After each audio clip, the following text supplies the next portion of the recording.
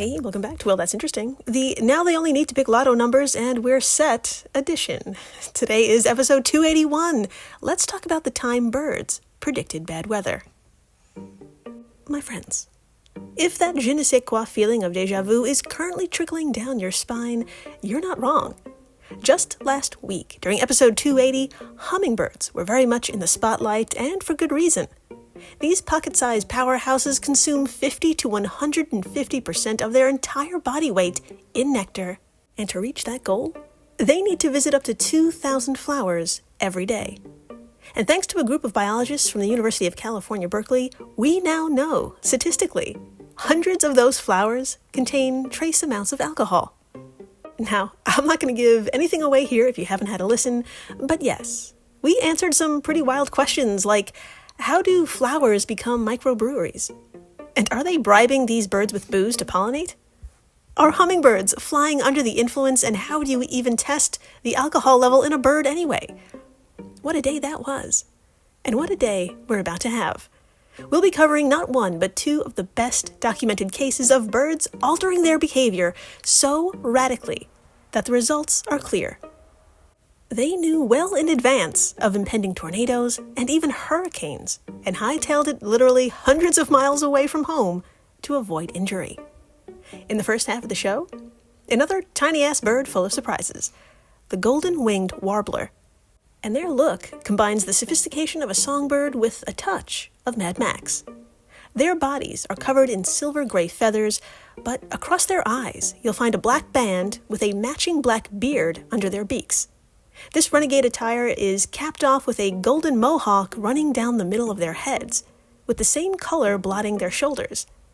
Foraging among the leaves and branch tips of low shrubby habitats for insects, they will occasionally rest, only to scream at the top of their lungs.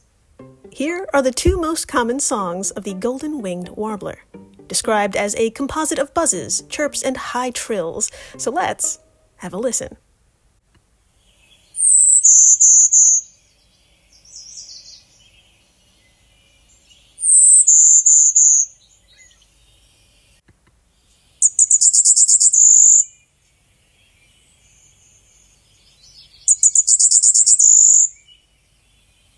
I have to say, they sound the way they look, and I love it. And if you aren't already in love with them, this just may do it. Although they weigh in at under half an ounce, or basically a pair of nickels, their migration is a 3,200-mile journey each way. So, where are they going exactly? I'm so glad you asked. Everyone, please imagine North, Central, and South America.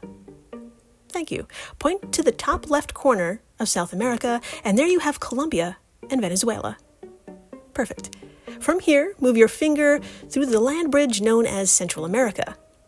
This entire span is where non-breeding golden-winged warblers spend their winters. But when spring comes around by April, they start to fly north from Central America through Mexico, continuing up through the heart of the United States, where only in a month they reach northern Appalachia and the Great Lakes. Round trip, their teeny wings carry them about 6,400 miles. That is, if everything goes well.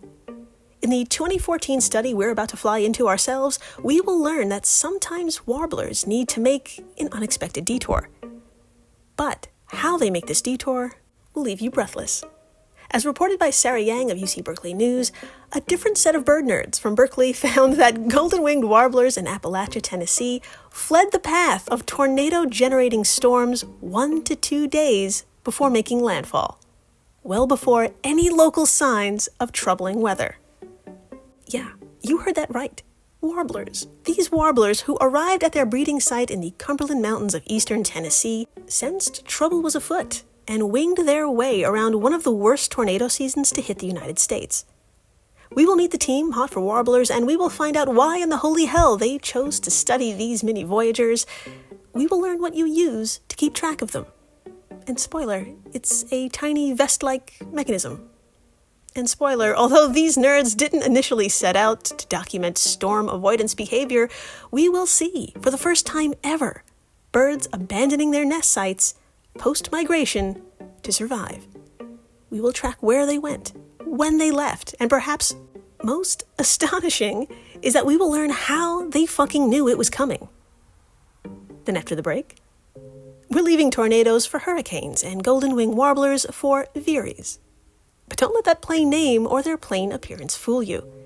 Their wings and head are cinnamon brown, while their chest only contains a few cinnamon spots. Their white belly sits atop a pair of thin, long legs, and to be honest, that's it for looks. They may not stand out in a crowd. That is, until they start singing. Frank Chapman, ornithologist and author of the hit bestseller BirdLife from 1897, you know the one, described their tune thusly. Quote, "The song of the veery is one of the most magical and exquisite in the bird world. It is an ethereal downward spiral of fluty notes with an echoing ventriloquial quality." End quote. Oh yes, that was hard to say, and it is this descending, unmistakable haunting veer which has given the bird its name. So let's have a listen, shall we? The veery.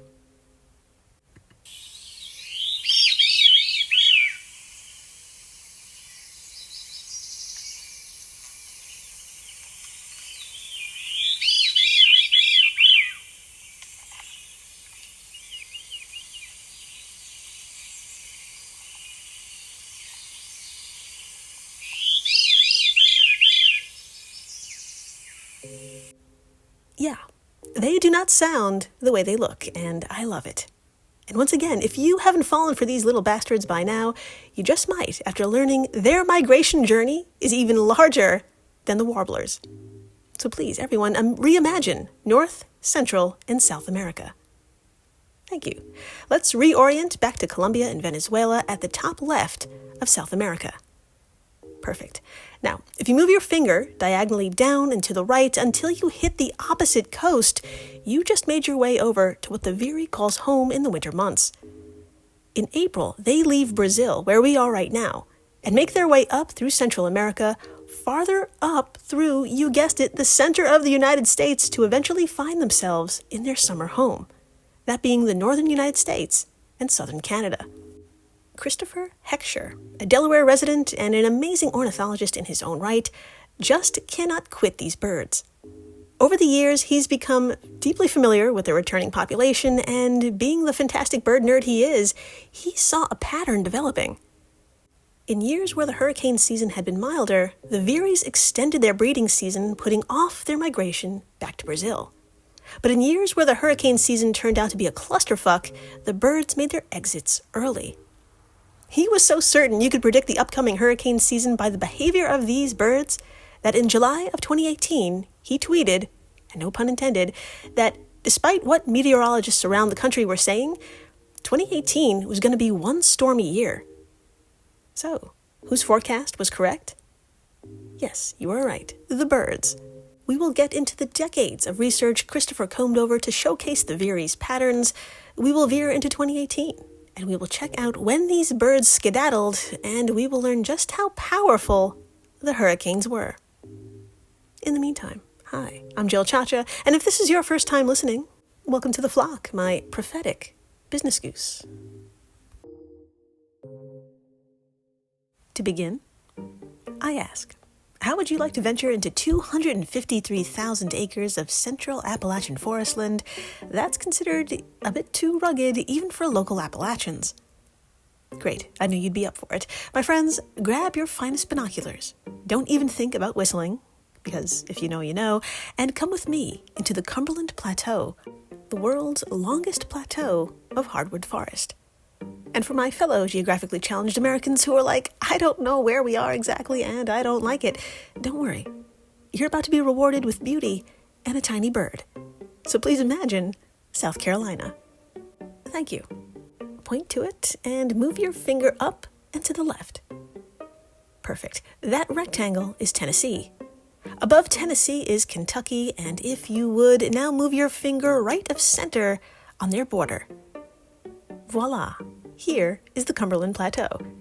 This is a place, quote, carved by time and water, rising more than 1,000 feet above the Tennessee River Valley, and created by pressurized layers of limestone, sandstone, and shale, dating back 500 million years. End quote from nature.org. It is ancient and breathtaking. Oak and hickory trees tower over waterfalls and steep gorges, and its elevation will do a number on you too. Cross Mountain is the highest summit, clocking in at 3,500 feet, while coming in at a close second is Big Fodder Stack. You heard me, at 3,400 feet. Although well-defined trails exist here, including a 300-mile path to the Tennessee River Gorge, the surrounding area is very much remote, making it a safe haven and a, quote, global hotspot for amphibians, cave fauna, and vascular plants, and some of our nation's greatest variety of fish and mollusks, including the purple bean and the Cumberland pigtoe. Sorry. All great names that I will be stealing and using as I please. Continuing the quote, shortleaf pine and oak forests, interspersed with open woodlands and grasslands, welcome birds such as the northern bobwhite, prairie warbler, brown-headed nuthatch, and Bachman's sparrow, end quote, also from nature.org. My Cumberland pigtoe, one important bird not listed here is, of course, the golden-winged warbler, the tiny dynamo whose migration pattern spans 6,400 miles round trip. Thanks to spending winters in Central and South America before returning to North America's Great Lakes and the Appalachian Mountains, specifically to the plateau where we are right the fuck now. What I didn't mention in the intro, however, is that in the early 2010s, their population in the Appalachians was only 5% of historic levels due to factors such as habitat loss and hybridization with other species. In other words, the golden-winged warbler was disappearing, and bird nerds around the country needed to know where they were disappearing to, if they were surviving at all. So join me, will you? Back in 2013, when Henry Strebe, a National Science Foundation postdoctoral fellow at the time and visiting research scholar in UC Berkeley's Department of Environmental Science, Policy, and Management, joined fellow concerned colleagues from the University of Minnesota, Tennessee, and the U.S. Geological Survey. Together, they came up with quite a daring proposal. In May, head to the North Cumberland Mountains Wildlife Management Area of Northeast Tennessee within the plateau, catch 20 or so adult golden-winged warblers, and slap on some geolocators using a leg loop harness. Which is really just a fancy way of saying, imagine a tiny backpack where the bag is the device and the straps go around their little legs. If you also think this is cute, you fucking bet it is, and I have a photo of one tagged warbler over at our social in today's post. He is looking over his shoulder and he is giving location. Literally. And if you swipe past this image, you'll see Henry absolutely beaming ear to ear because in his hands is another tagged warbler. From what I can tell, is not smiling at all. This one is just giving sass. Anyway, we got a little ahead of ourselves, but yes, the team was able to capture 20 adult males, and they were able to successfully harness them with this geolocator. Now, although it weighed in at less than 5% of the bird's body mass, the team still had to hold their breath. Quote, "These warblers are the smallest bird species ever marked. The fact that any geolocators came back at all was a relief," end quote, Henry said in a statement to UC Berkeley News. Yeah, my purple bean, this team made history by tagging the smallest migratory bird on record, and yes, some of the locators stayed in place after a full year when they returned to the plateau in 2014. And side note, in an ironic twist, getting those locators off the birds turned out to be more of a hassle than actually getting them on, as so hilariously documented in their study titled Tornadic, let's go with Tornadic Storm Avoidance Behavior in Breeding Songbirds from April to May. Quote, "Of the 20 geolocator-marked birds, 10 returned and were observed on our study sites. Of the 10 birds that returned, one had dropped the geolocator and harness at some unknown point. One was captured, and the geolocator was removed on April 24th, 2014. 2 were not captured despite tremendous effort between May 2nd and 20th, and one was observed on its territory on multiple days preceding the storm, but was not seen after the storm and therefore not captured. The remaining 5 geolocator-marked warblers are those for which movements are reported here," End quote. So, despite tremendous effort, information from 5 geolocators could be analyzed. And to be honest, I agree with Henry. That is something to celebrate after clutching your bird pearls for a full year in anticipation of any bird returning at all with a backpack attached. Who knows what they got up to in Central America? Anyway, please drop whatever backpack you're holding right now and pick up your phone. Head on over to today's post on the old socials and swipe past Henry's smile. What you're going to see is a 3x3 collection of satellite images, so 9 in total, labeled A through I. I'll give you a sec. Okay, for those of you just too busy to join us in what is about to unfold, that's okay, I forgive you, and I will be explaining in detail what we're looking at. Now, every one of these boxes contains the same satellite image, that of the U.S. from Kentucky down to the Gulf of Mexico. In box A, we have 5 different colored lines, each representing an individual warbler. These lines signify their flight paths departing Tennessee in August and September of 2013. And there they go, over the Gulf. In box B, those same colors return in April of 2014, all landing in the same spot, our beautiful plateau. In fact, in box C, the lines disappear, and what we're looking at are 5 colored dots, signifying that these birds are stationary and have set up their breeding sites. However, in boxes D through G, dated April 27th through April 30th, these dots book it back down south, only to return to their breeding sites as seen in boxes H through I, dated May 1st and May 2nd. So what the fuck happened? I am so glad you asked, and you're not alone. Quote, after examining the data, the researchers found anomalies in the geographic locations for the birds from April 26 to May 2nd. It appears that the birds reversed course and flew back from their breeding grounds in Tennessee's Cumberland Mountains to the Gulf Coast. This was odd, the researchers said, since golden-winged warblers usually stay put after returning to their breeding grounds to establish their territory and raise their young. The researchers initially thought the readings were a mistake, but when they went through their data again, they could not find errors consistent with known factors that could throw off geolocator readings. The search for an alternate explanation began. End quote from Sarah Yang of UC Berkeley News. My windy business goose, the team didn't have to do much digging to figure out why these birds would have evacuated. As reported in their study, between April 27th and April 30th, a powerful weather system moved east through the central and southern United States. The supercell storms spawned 84 confirmed tornadoes and caused 35 confirmed human fatalities and more than $1 billion in property damage. But here's the thing, and brace yourself for this.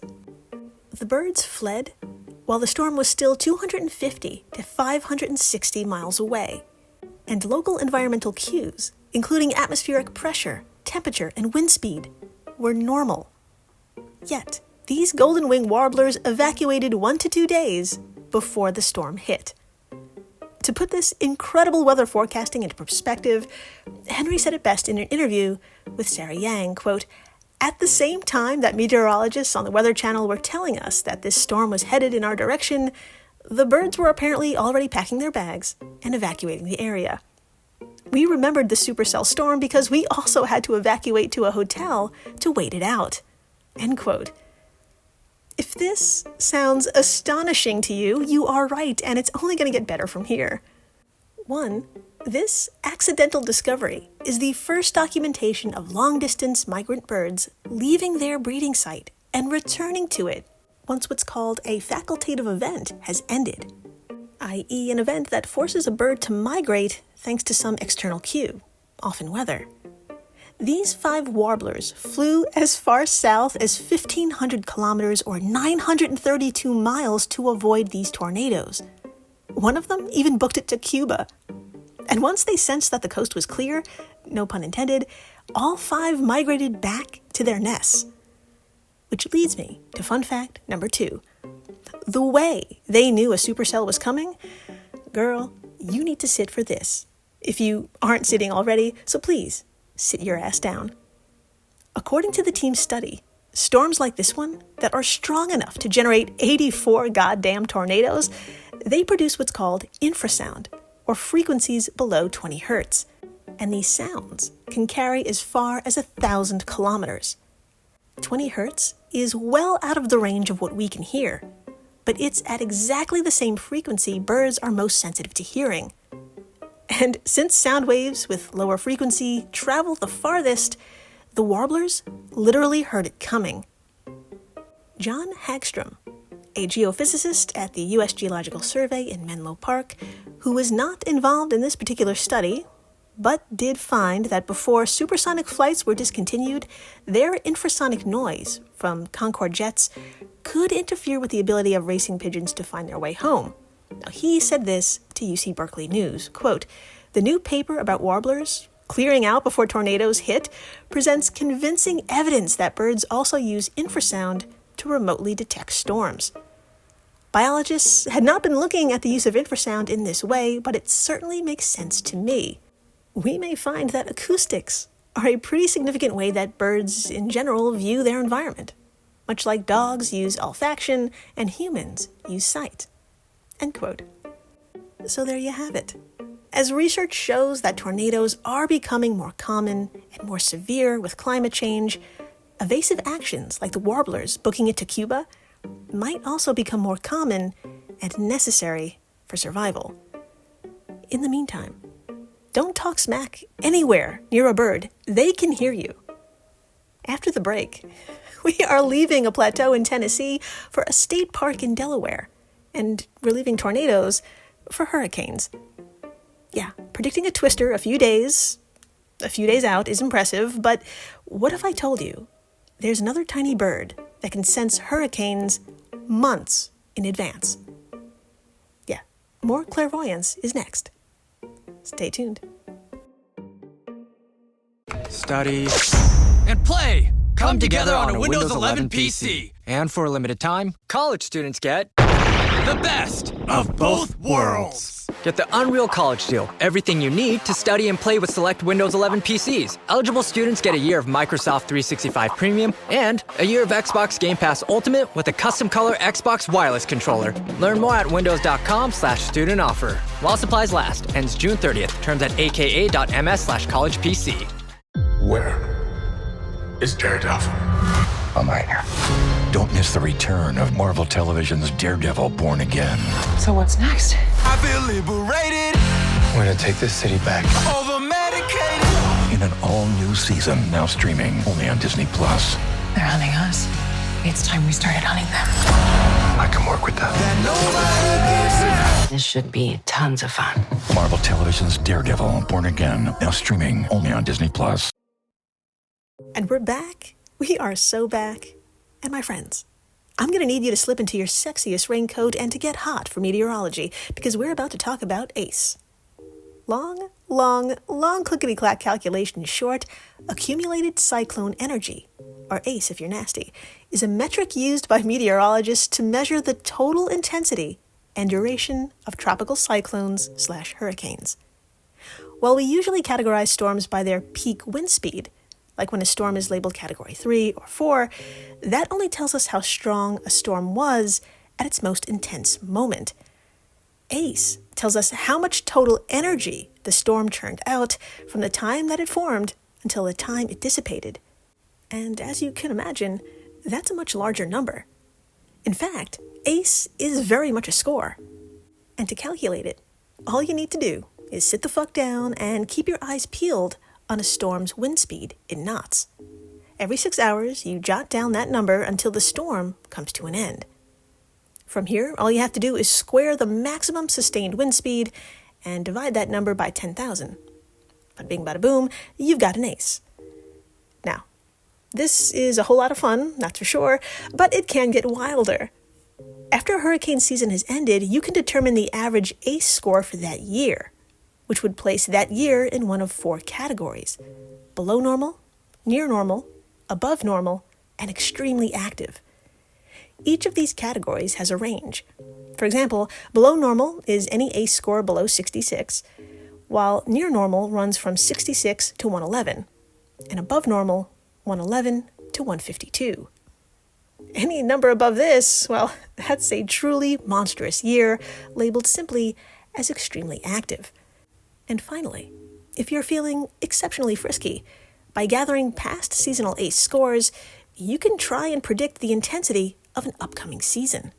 Now, I made this sound easy peasy, but the National Oceanic and Atmospheric Administration, or NOAA if you're nasty, calculates enormous amounts of data, running a number of atmospheric models to try and forecast what's coming. In sum, NOAA's work is the gold standard. No one else would try and dare to act as contrarian to their prediction models. Except Christopher Heckscher. Oh, you don't know Christopher? Well, he's the audacious ornithologist who tweeted the following in July of 2018, a month prior to the beginning of North America's hurricane season.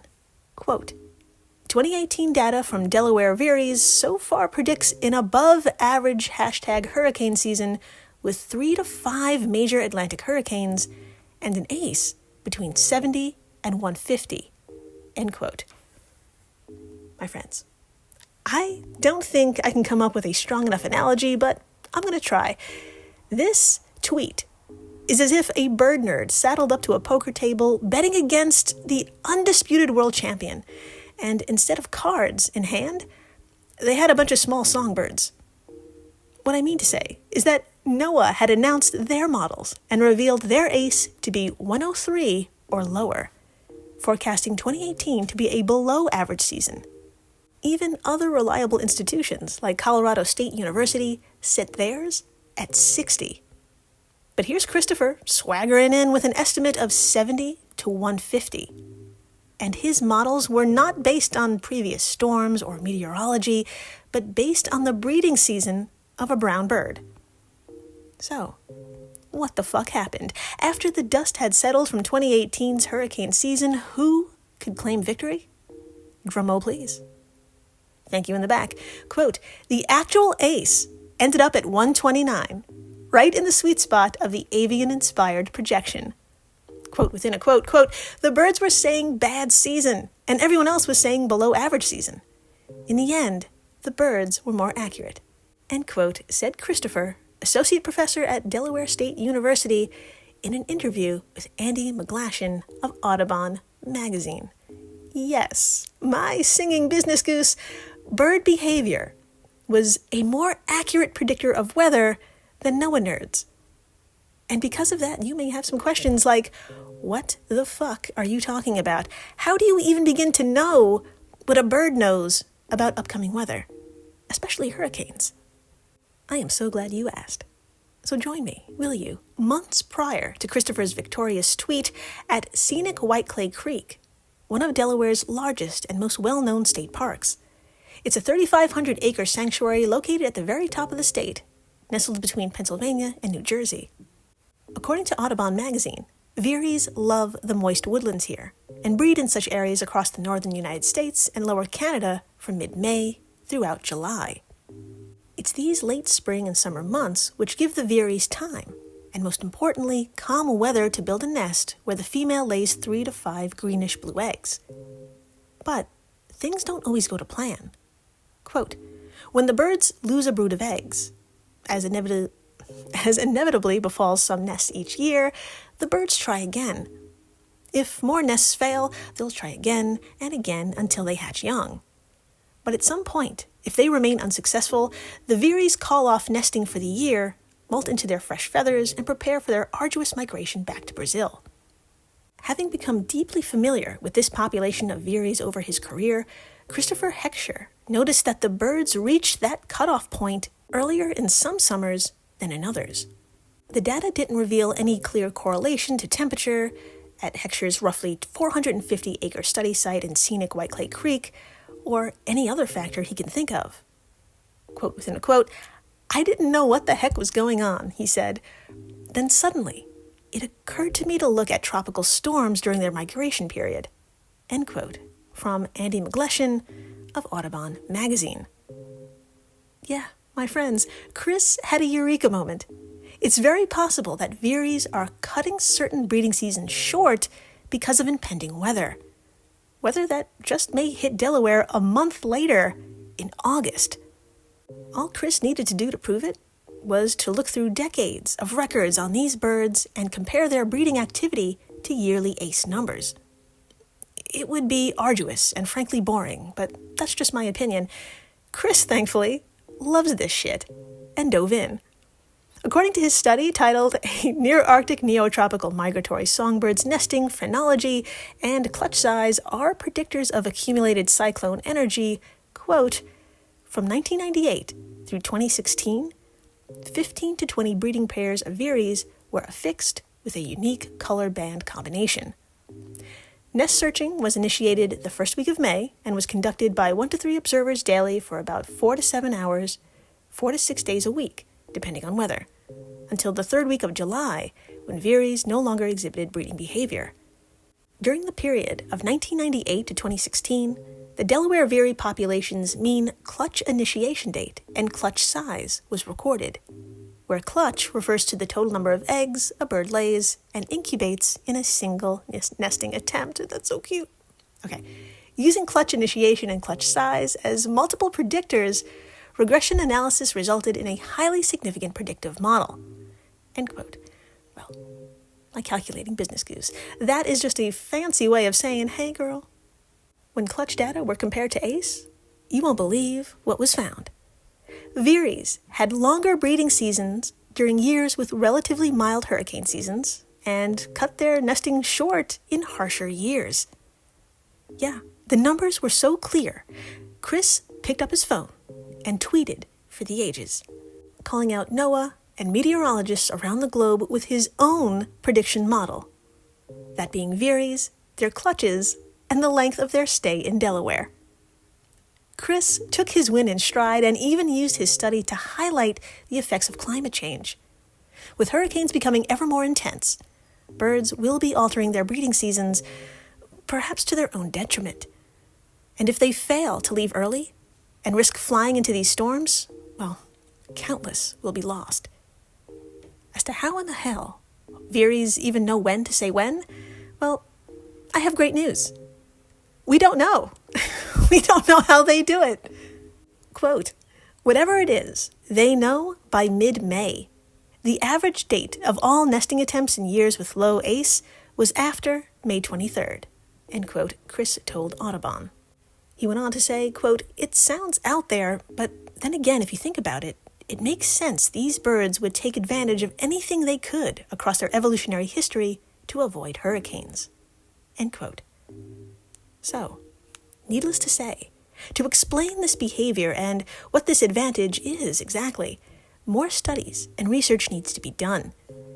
In the meantime, watch this space and the skies. And thank you for listening, rating, subscribing, telling your friends, especially the ones that are afraid of birds, about birds. Tell them how they can predict things and look them right in the eye when you say it, because that doesn't sound crazy at all. And a drenched thanks to the folks over at Airwave Media, the podcast network to which WTI belongs. If you love this show, and you do, you love the other podcasts in this family. And please, stay interesting.